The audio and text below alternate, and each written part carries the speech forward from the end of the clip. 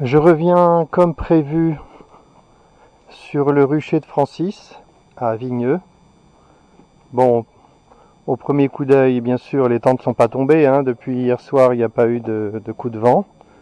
Je suis venu pour fixer les tentes un peu mieux avec de la ficelle.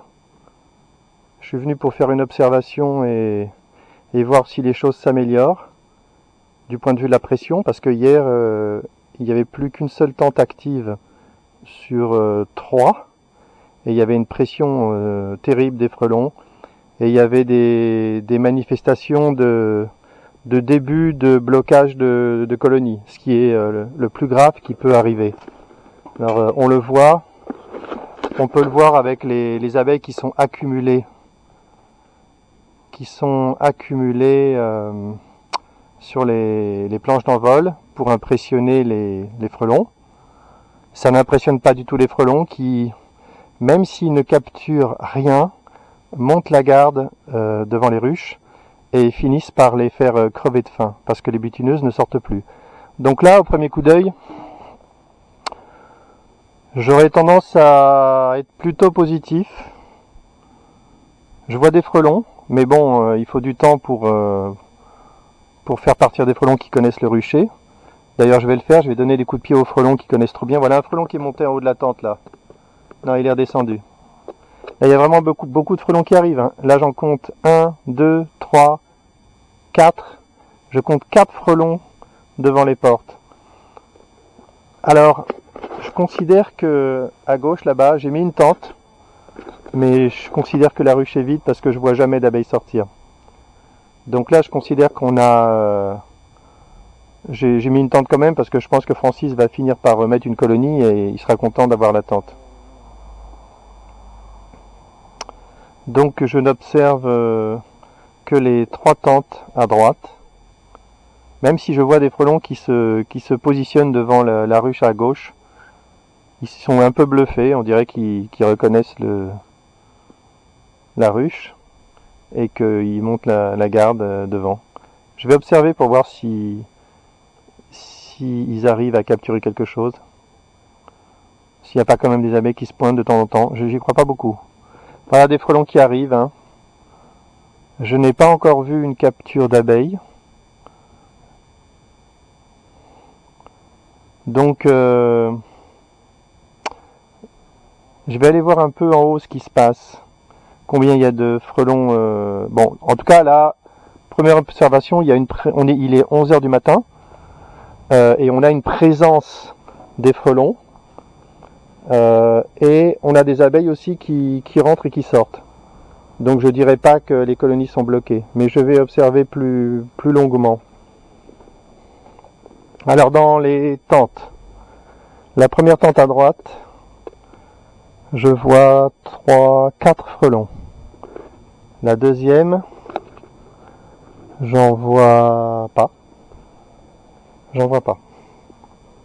Si, il y en a un là. La troisième tente, j'en vois pas. Et la quatrième tente, j'en vois un.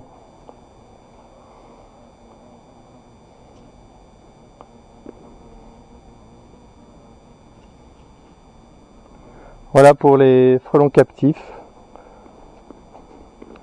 Je vais poser ma caméra en face pour filmer un peu ce qui se passe, voir comment se passent les captures. Mais la consigne, c'est de neutraliser les frelons qui connaissent le rucher. Là, on n'est pas dans une situation de croisière, puisqu'il y avait une pression importante hier. On est dans la même situation quand on vient de mettre des tentes sur un rucher qui n'en avait pas. Donc on doit penser que un frelon qui vient de monter tout en haut de la tente du centre, et il va sûrement y rester parce qu'il a fait un coucou au frelon qui est en haut.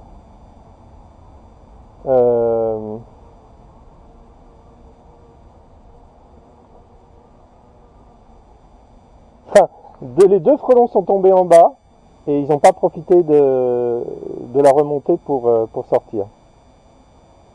Il y a une autre chose que je dois faire, c'est retourner les tentes pour avoir la petite porte devant. Ce sera plus efficace. Pour les deux tentes à gauche, c'est fait.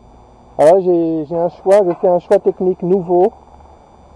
C'est que je vais arrêter, j'espère qu'on entend, je vais arrêter de couvrir le tube en bas, devant. Je vais plus le couvrir avec le voile et ça me permettra de déposer un deuxième parpaing et là, la base de la tente sera solidement fixée. Je ne m'inquiète pas que ce soit solidement fixé en bas parce qu'en cas de coup de vent, de toute façon, la tente va se désarticuler, elle va tomber au sol, les tubes vont se défaire très rapidement et la tente sera protégée. Donc c'est pas un souci de fixer la tente à sa base.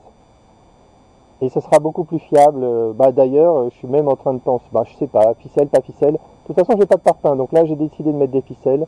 Je vais le faire quand même. Mais sur mes ruchers, je mettrai des parpaings. Voilà, des abeilles qui arrivent à traverser le tir de barrage du frelon sans problème. Hein. Le frelon n'est pas très habile pour les capturer. Je parle de la tente de milieu. Je pense que là, sur la caméra, on doit bien voir ce qui se passe.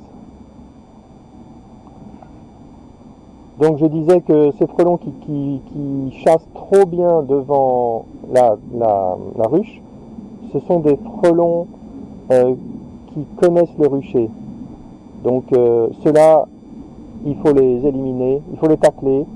On peut les tuer si on veut, on peut leur donner des coups de pied pour les forcer à monter en haut de la tente. Ce que je vais faire de toute façon. Hein. Allez, j'essaie d'avancer un peu là.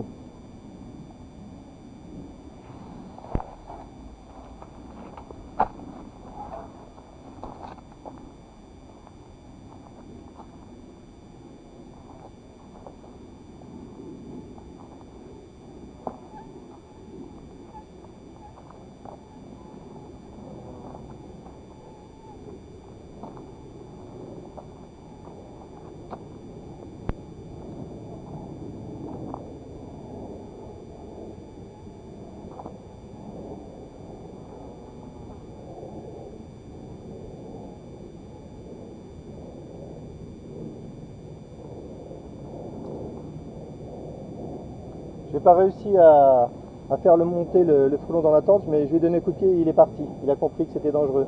C'est ce que je voulais qu'il parte.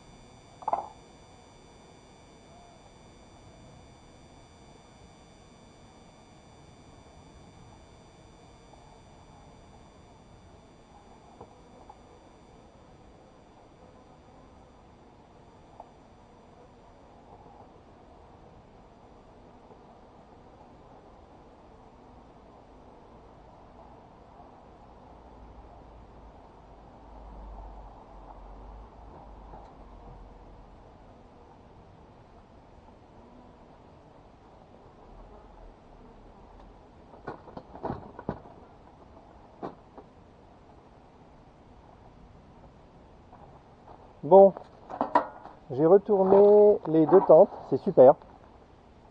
C'est super, le petit côté est devant maintenant. Les abeilles qui étaient sur le voile petit à petit rejoignent la ruche, c'est bien. C'est sûr que le test positif, ça serait que d'ici un jour ou deux, il n'y ait plus de barbe. Ah là, ce serait génial, c'est sûr, hein. Ce serait rassurant. Je pense pas que je vais revenir d'ici.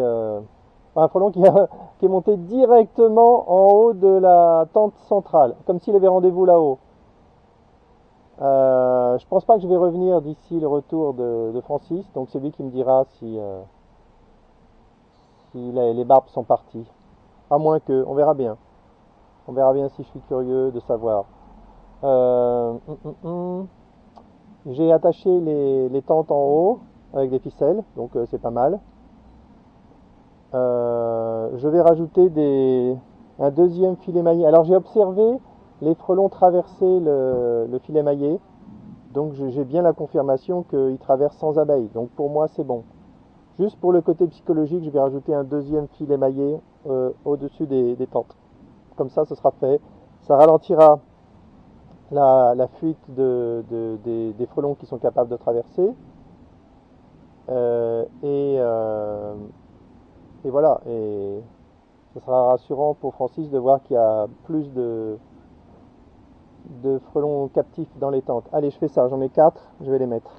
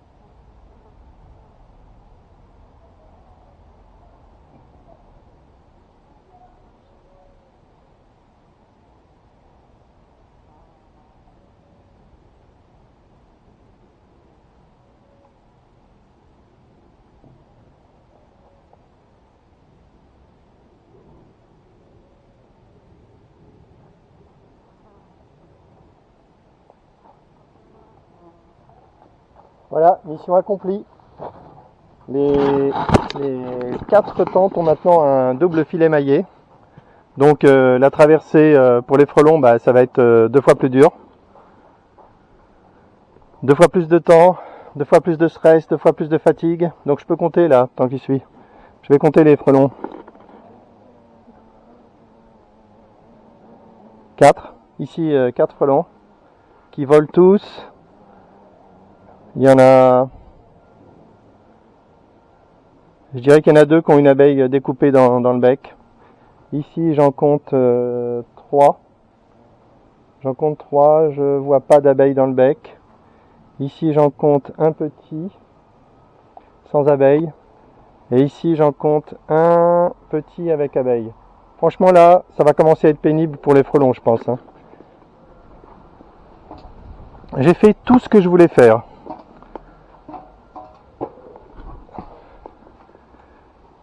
J'ai attaché les tentes. J'ai fait une observation, bien sûr. J'ai mis des doubles filets maillés. J'ai retourné 2 tentes pour avoir la petite porte devant. Donc là, je suis complètement à jour sur ce rucher. Je vais continuer d'observer un petit peu. Je suis un peu rassuré parce que je vois des abeilles qui sortent et qui rentrent. Bon, c'est peut-être pas le top. Je pense qu'il y a une dernière chose qu'on pourrait faire, que je vais conseiller à Francis de faire, ou je le ferai moi, je sais pas. Peut-être attendre un jour ou 2 pour voir si les grappes se résorbent. Et ensuite, ce qu'on peut faire, c'est ajouter un parpaing devant la planche d'envol ou un carton, n'importe quoi, pour masquer la vue des frelons aux abeilles. Ça paraît une bonne idée. Donc là, je vois 3 frelons, un frelon dans chaque ruche, qui monte la garde.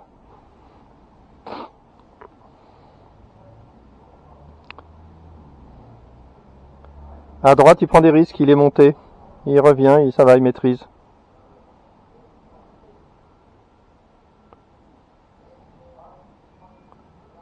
Ah, il monte beaucoup trop, il va finir par se faire avoir. Ouais. Ça y est, il est monté tout en haut. S'il voit trop les autres frelons, c'est fini. Il va arrêter de chasser, il va essayer de s'enfuir. Je vais surveiller, mais pour l'instant, le premier frelon à droite s'est fait capturer. Donc les 2 à gauche attendent les abeilles, ne réussissent pas à les capturer pour l'instant.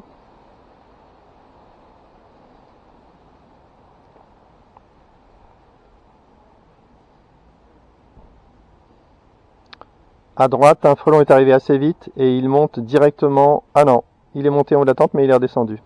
Bien joué frelon. Mais il est un petit peu trop confus, il va se faire capturer.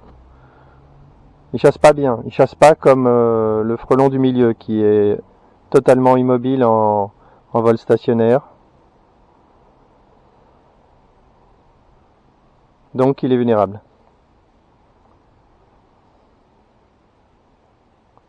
Ouais, je suis content d'être venu, d'avoir fait cette mise à jour là, c'est quand même important. Je suis aussi venu à une heure différente de d'habitude. Entre venir à 6h et venir à 11h du matin, c'est pas du tout la même chose. Hein. Là, sur la tente de gauche, le frelon qui chassait est monté en haut de la tente. Sans capture. On a beaucoup de frelons qui montent en haut des tentes sans avoir capturé d'abeilles. C'est plutôt bien. Hein. C'est plutôt sympa. Alors après, est-ce qu'ils finissent par en capturer en haut? Ça, c'est tout à fait possible. Mais c'est d'une bonne façon de les capturer aussi.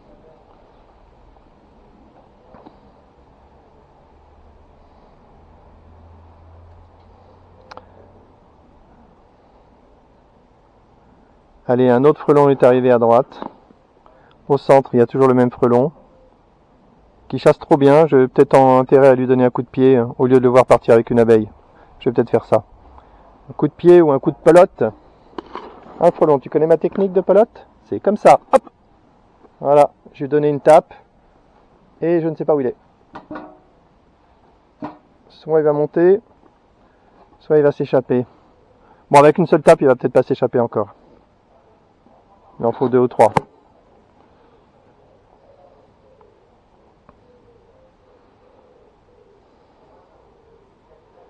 C'est tout à fait valide de taper les frelons qui sont en vol stationnaire. C'est tout à fait cohérent avec la tente. Parce que ce sont des frelons qui connaissent le rucher. Et la tente est censée avoir taclé les frelons avant qu'ils apprennent à bien chasser devant la ruche. Donc en mode croisière, les frelons qui se pointent sur le rucher n'ont pas le temps de rien apprendre, ils se font capturer, ils se font tacler et ils se font éliminer. Un frelon vol stationnaire sur la tente de gauche. Je ne regarde plus la tente complètement à gauche puisqu'il n'y a pas d'abeilles qui sortent, il n'y a rien du tout.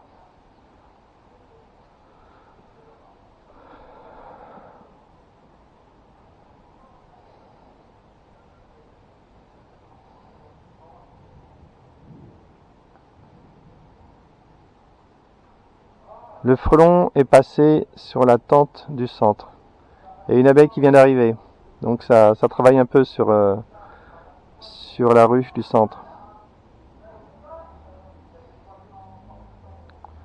Bon, si je reviens, je ramène des bouts de carton pour cacher la... je vais attendre un jour ou deux pour voir déjà le résultat de cette nouvelle configuration. Et dans 2 jours, j'amène des bouts de carton pour masquer la planche d'envol si c'est nécessaire. Sans savoir si ça aidera d'ailleurs. Jusqu'à maintenant, quand j'ai masqué la planche d'envol, ça n'a rien changé du tout. Voilà un frelon assez rapide qui vient d'arriver. Il est à gauche maintenant, il s'est fait un peu jeter par le frelon du centre. Oh, c'est un frelon, il est sorti par derrière. Là, je suis pas très content avec les tentes et les ouvertures trop grandes derrière. Ça laisse sortir les frelons, c'est pas utile. Dans mon nouvelle arrivée de tente, ça sera un peu différent. Et je pense que pour là j'ai distribué à peu près une centaine de tentes, entre 100 et 150. Là, je dois recevoir dans le courant de la semaine une nouvelle fabrication de 150 tentes qui seront mieux faites, qui seront un peu mieux faites. Pas forcément plus opérationnelles, mais elles sont mieux faites. Et je pense que la prochaine fabrication, que je vais valider quand j'aurai reçu celle de cette semaine, je pense à faire des portes qui seront de la même taille devant et derrière. Je pense que la petite porte là, c'est tout à fait bien. Il n'y a pas de problème avec ça. 2 frelons qui arrivent, qui se suivent ou qui se poursuivent. Ils sont partis sur la tente complètement à gauche, que je filme pas.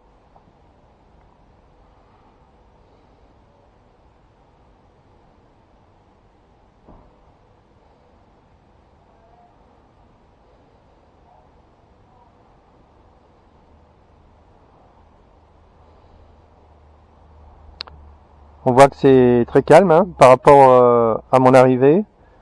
Il n'y a plus de frelons qui chassent. C'est plutôt bien. Il n'y a pas une grosse activité des abeilles, mais il faut leur laisser le temps de se rassurer. Voilà une abeille qui vient d'arriver au centre. Il y a un frelon qui monte la garde sur la ruche complètement à gauche. Si cette ruche est vraiment vide, je pense que je conseillerais à Francis de la retirer complètement, de la fermer, de la retirer, de ne pas la laisser sur le rucher, en attendant la saison prochaine pour la repeupler. Je vois pas l'intérêt d'attirer les frelons sur cette ruche là. Un frelon est arrivé à droite. Un deuxième frelon. Ils se poursuivent. Il y en a un qui a cédé la place.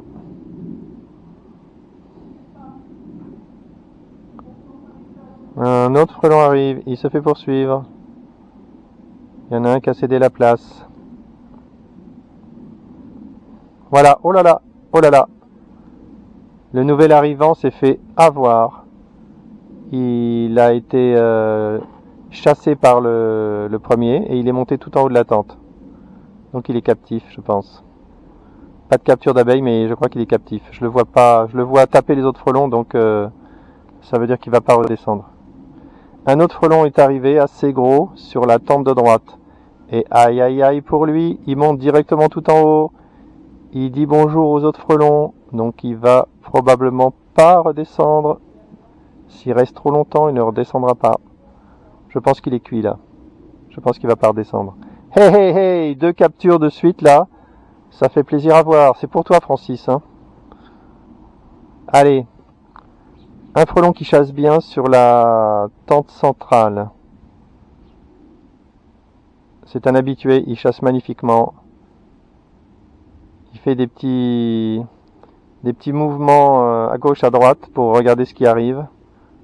On sent le fin limier. Je pense que sa pensée doit tourner à 1000 km/h. Il est complètement fait pour chasser l'abeille. En plein vol, s'il vous plaît. Tiens, un frelon là, qui est descendu de la tente de droite. Il est légèrement sorti de la tente et il est re-rentré pour monter tout en haut. C'est quand même spécial. Il vient de le faire, lui ou un autre, il vient de le refaire. Et il remonte là-haut, il est content d'être là-haut. Hop hop hop, une abeille vient d'arriver sur la ruche centrale. Le frelon ne l'a pas eu. Ce frelon chasse trop bien, je pense que je devrais me lever et lui donner un coup de pied. Allez, je pense que je vais le faire, ça sert à rien de le laisser, il est trop bon. Ce frelon doit être réinitialisé. Un frelon à droite qui arrive. Oh là là, on a 3 frelons sur la tente de droite là. Allez, frelon, je vais te donner une claque. Tu es prêt à recevoir une claque? Hop, je lui donne une claque. J'ai pas vu partir, je sais pas où il est parti. En haut, je pense. Je crois qu'il y a un frelon à droite qui est monté en haut direct. Oh là là, ça va commencer. Un frelon est descendu. Oh là là, il y a pour remonter dans l'autre tente. Les frelons n'ont pas de problème pour monter en haut de la tente pour aller voir. Ça, c'est vraiment génial.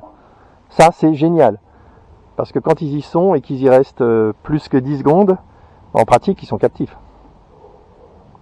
Allez, frelon à droite. Bon, Francis, c'est pour toi ces observations. Hein. Tu vois que là, les temps de capture, tous ces frelons là, bah, c'est pas des frelons qui vont faire des allers-retours pour bouffer des abeilles. Donc c'est bien. Allez, celui-là, il chasse bien. J'ai envie de le taper. Je m'approche.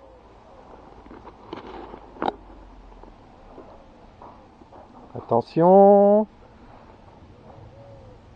Il est parti.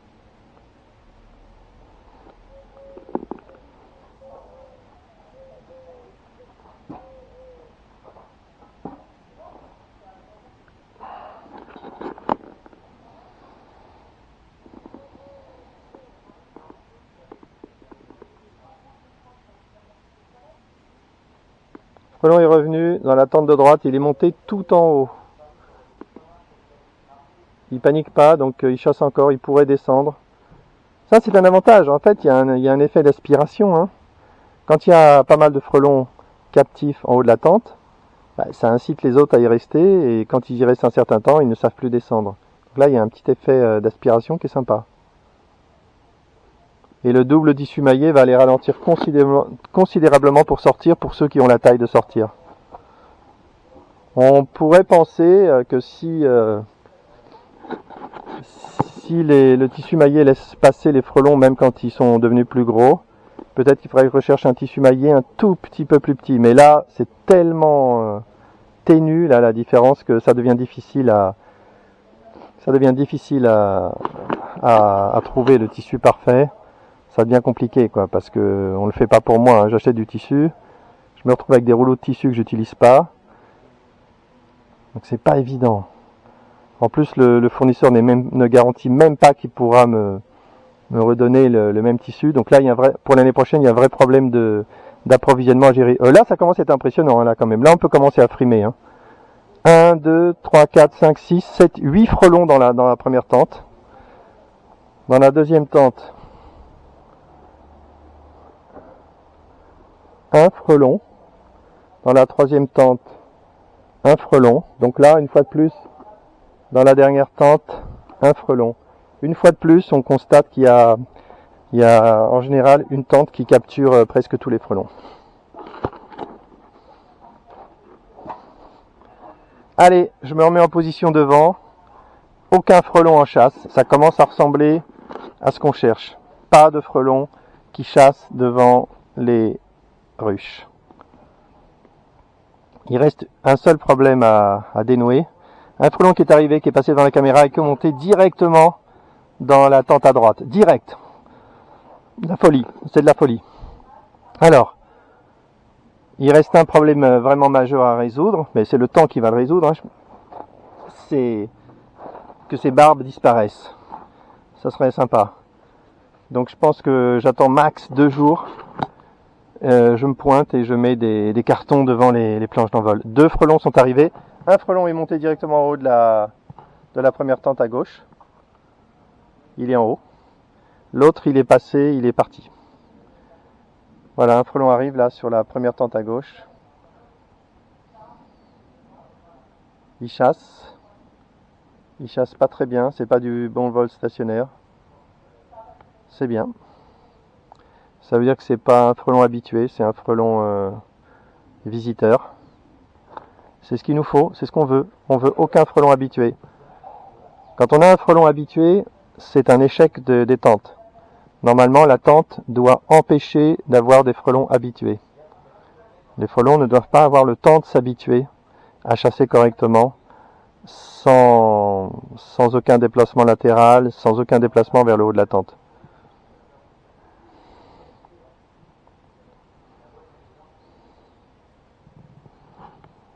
Pas de frelons devant les tentes.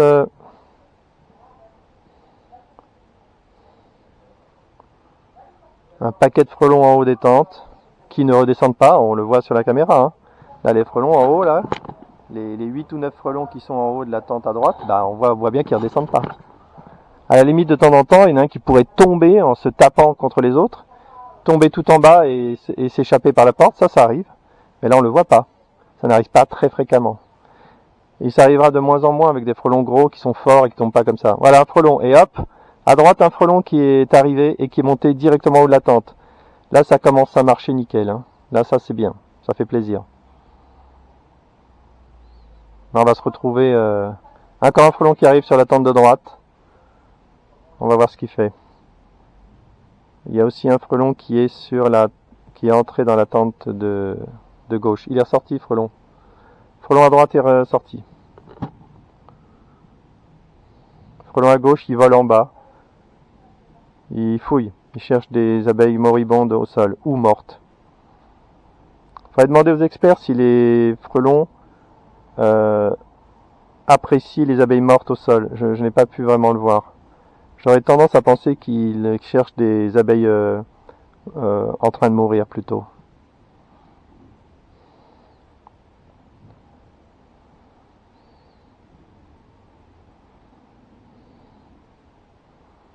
Les abeilles arrivent. Les abeilles arrivent, pas beaucoup, l'activité n'est pas énorme. Mais les frelons, ça se raréfie, donc c'est bien.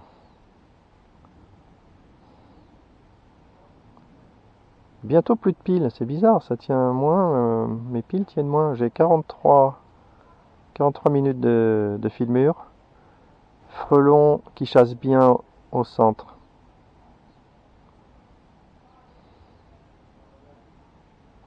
Je le laisse chasser pour voir.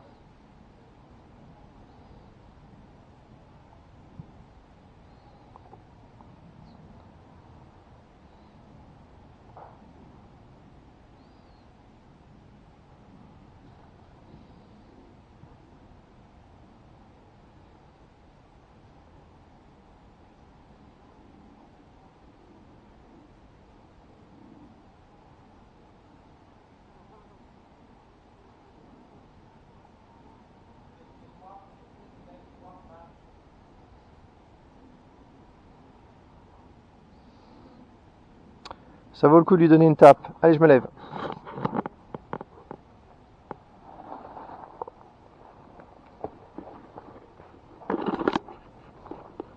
Oh là là là là, la belle claque que je lui ai donnée. Je l'ai envoyé direct en haut. Je suis sûr que j'aurais dû faire de la pelote basque, j'aurais été bon. Un frelon qui arrive, qui s'est positionné sur la tente de droite, il est ressorti, il est parti derrière.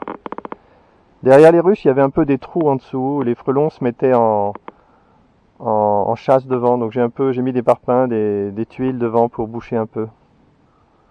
Frelon est revenu à droite, il vole assez vite, c'est bien. C'est bien, c'est plutôt un frelon qui découvre. Voilà, c'est ce que j'avais dit, il est monté tout en haut de la tente centrale. Bien joué. On voit très bien les frelons qui visitent, qui découvrent, hein. Ils n'ont pas du tout le même comportement, ils volent assez vite, ils font pas de vol stationnaire devant la ruche, devant la planche d'envol, c'est assez visible hein, quand même. Et comme ils sont très mobiles, bah, ils montent en haut de la tente assez vite et ils se font capturer. C'est la situation idéale pour nous, les tacleurs de frelons.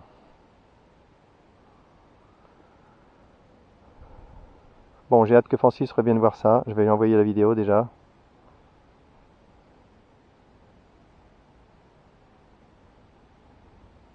Je vois des frelons, je vois des abeilles sortir, ça va, sympa. Pas trop, mais bon, j'en vois quand même.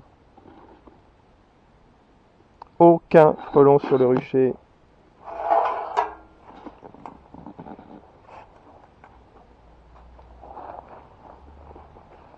Ah, c'est clair que ce serait impossible sans les tentes, hein. Déjà, là, il y a un frelon est arrivé dans la tente de droite, il est monté tout en haut de la tente à l'instant. Un petit frelon. Là, j'ai un problème avec les petits frelons. J'étais persuadé l'année dernière que les petits frelons, c'était des frelons de début de saison qui n'avaient pas encore mangé suffisamment de protéines et qui donc arrivaient à la taille adulte en restant petits. Et qu'ensuite, bah, ils se nourrissaient davantage avec des protéines animales et qu'au final, bah, ils atteignaient une belle taille. C'était mon idée. Mais là, les semaines passent et je continue de voir des petits frelons à côté des gros frelons. Alors ça m'ennuie. Ça m'ennuie un peu. Ça veut dire qu'il y a quelque chose que j'ai pas compris. Alors la question qui se pose, qu'il faudrait poser aux experts, c'est est-ce que les frelons augmentent de taille après leur naissance, leur émergence? Est-ce qu'ils sortent du nid la première fois en ayant leur taille définitive, ou est-ce que cette taille augmente au bout d'un certain temps après avoir s'être nourri auprès des larves? Ça c'est une bonne question. Un seul frelon qui est sur la ruche hors champ, la première ruche à gauche. Qu'il vole stationnaire, il n'y a pas d'abeilles, il risque pas de capturer quelque chose.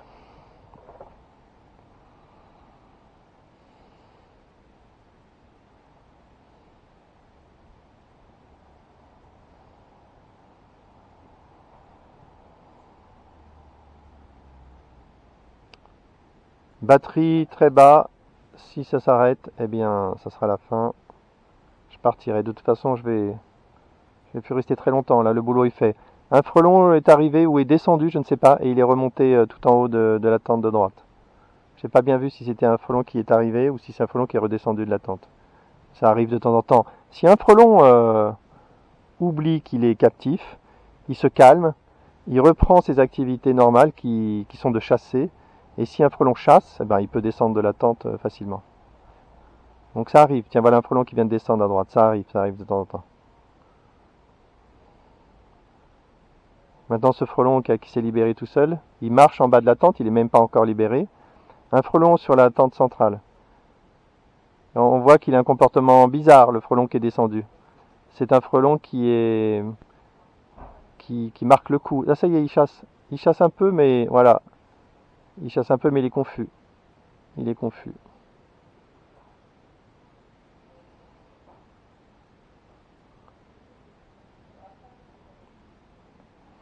Le frelon qui était dans la tente centrale, il est parti.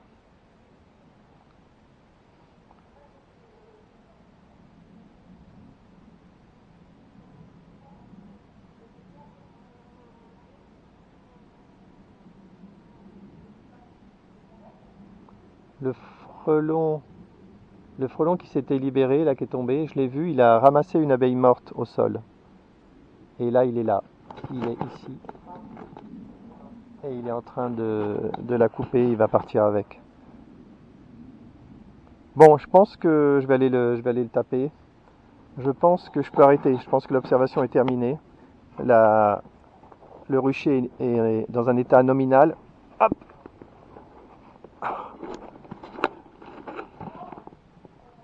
Ah, je vais le taper. Eh oui. Frelon n'a pas eu de chance. Je l'ai écrasé. Allez. Une petite vision d'ensemble. On voit qu'il n'y a plus de frelons devant les ruches. Une vision des frelons captifs. 1, 2, 3, 4, 5, 6. Un petit septième pour la route. J'en vois pas de septième. Un frelon qui vole au-dessus. Ici, plus de frelons que tout à l'heure. 3, 4 frelons dans la deuxième tente. Ici, un seul frelon. Et dans la dernière, 0 frelon. Voilà. Le comptage des frelons en haut des tentes n'a pas d'importance. On le fait quand même parce que c'est rigolo. Mais ça n'a pas d'importance. La seule chose qui compte, c'est de regarder les frelons devant les ruches. Il ne faut pas qu'il y en ait. Un frelon protégé, un rucher protégé, il n'y a pas de frelons qui chassent devant les ruches et encore moins qui attrapent des abeilles pour partir avec. Et là, c'est le cas.